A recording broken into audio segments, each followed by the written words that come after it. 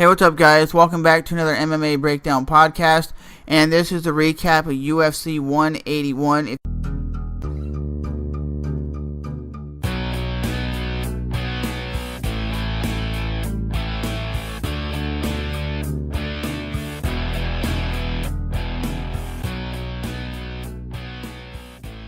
If you haven't seen the full fights yet, I just want you to know that I'm going to spoil them for you. So just turn the video off right now and go to MMA-core.com so you can actually see the fights. And then come back and listen to what my opinions are. I'm only talking about the two title fights tonight. The title fight between Gilbert Melendez versus Anthony Showtime Pettis, and Robbie Lawler versus Johny Hendricks. Yo, what's up, guys? Did you just see UFC 181, Gilbert Melendez versus Showtime Pettis? Anthony Pettis, to me, didn't look like himself. He came back after a 15-month layoff and didn't look like himself. He threw a couple kicks, didn't do anything crazy, was getting overwhelmed because Gilbert Melendez was doing what you're supposed to in the pocket, getting up in his face and doing like a grueling, grinding fight. But in the end of it, he gets choked out, and then he acts like, I did it, I'm back. I'm like, dude, you didn't do nothing besides pull off a guillotine. I'm not impressed with Showtime's Pettis' fight tonight. I think Gilbert Melendez did everything in his power to win this fight and got caught. And I think he will be back, and he has the style to beat him. It's like Chael Sonnen, when I always used to say Chael Sonnen versus Anderson Silva, and everybody's like, oh, he's just gonna get whooped. And look what he did. He came out there and took him for 5 rounds. Yes, he did lose, but in a street fight, everybody be talking about Anderson Silva getting his ass whooped for 20 minutes. Same thing in this fight. They're gonna talk about Gilbert Melendez whooping ass. That's what he was doing. He was pressuring him. He was landing a lot of punches, a lot of bunches. But what do you guys think is next for Anthony Showtime Pettis? Do you think it's going to be another fight with Benson Henderson? Do you think it's something else? But it was a good fight up until the point that he was getting submitted. I really think it could have been a better fight. I thought Anthony would have been on his game, would have been more dominating, but Gilbert Melendez did the game plan that worked. He was very pressuring, very dominant with his pressuring and his punches and his takedowns.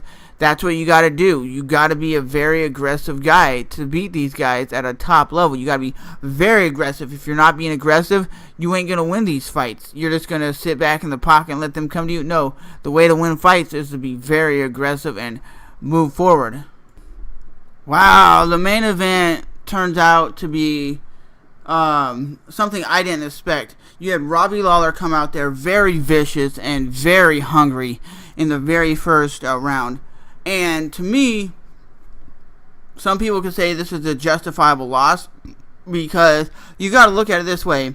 Johny Hendricks was landing devastating leg kicks after leg kicks and was boxing him up. At least in my opinion, was boxing up Robbie Lawler and taking Robbie Lawler down. But a lot of times what he did, he held Robbie Lawler up against the cage and didn't do nothing. So maybe he wasn't getting scored on that. But I really thought Robbie Lawler won the first round and the last round, because Robbie Lawler actually in the last round went out there hungry to finish fights. And that's what he says. You go in there to finish fights. You don't go in there to win rounds and be a point fighter. But I don't know. You guys let me know what you guys think, because clearly I was thinking it was going to be Johny Hendricks 3-2. I thought he won the second round, the third round, and the fourth round. But some people are saying he won the first round, the fourth round, and the fifth round. To me, I think I could see the first round because he came out very vicious and aggressive. And in the fifth round, he had Johny Hendricks devastated. Like, he was actually wobbling and like, oh my God, hurry up, ring the bell so I can win my title. But the crowd was really booing. I was booing too when Johny Hendricks would get him up against the cage and just lay there, basically. He would hold him up against the cage and wasn't really doing much. Isn't it about octagon control?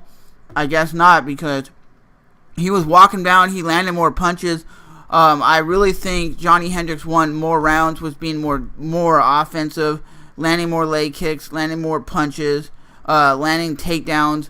But I guess the judges just saw it as Johny Hendricks was getting his ass kicked in the 5th round, and that's why he lost. But if you guys haven't really seen this fight, man, you go watch it and you tell me in the comments, who do you think really won this fight? Do you think Robbie Lawler is the real champion, or do you think Johny Hendricks should still be the champion? Because to be honest, the way I seen the fight, I see it as Johny Hendricks won the fight, even though I was going for Robbie Lawler. Okay, Robbie Lawler now is going to fight Rory McDonald sometime coming soon. But to be honest, I really saw it as Robbie Lawler lost. The only way I see it is Robbie Lawler won the first part of the first round and dominated the last round because he really was elbowing, doing some kicks, knees. He was trying to finish the fight. Maybe that's the only reason why the judges gave it to him, because he was really trying to violently, viciously finish the fight, and he was going for broke.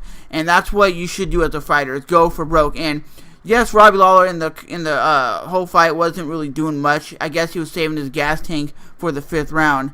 But to be honest, that's just a weird way to win.